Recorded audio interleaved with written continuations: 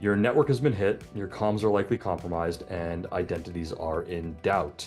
For those of you who have seen or heard about ArmorText or even our customers already, you've likely heard me at some point say, if you can't communicate, you can't remediate.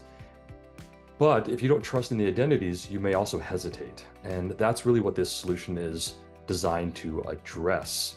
Often they become extremely cooperative, right? The asking questions, why can't I get in this? I have a deadline, whatever it may be, because they are trying to extend that employment to go back to the goal of obtaining a check or severance or whatever it might be, again, to achieve their goal of funding the regime.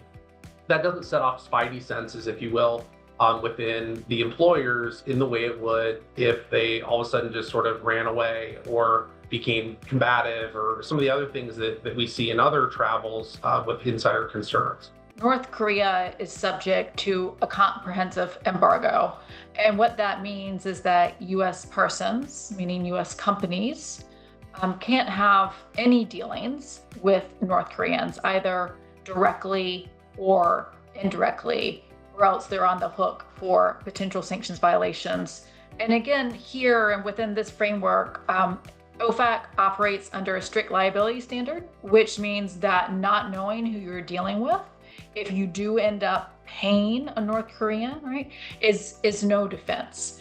It's you're liable for those sanctions violations, regardless of whether or not you knew the actual identity of the employee. Yeah, I'll start off by defining that now, group, and I would say high assurance identity is the ability to confirm beyond a reasonable doubt that the person attempting to access a channel is who they claim to be, even under stress, degraded infrastructure, or adversarial conditions. And in a crisis, this bar must be higher than routine. And think about this, you've already been compromised once.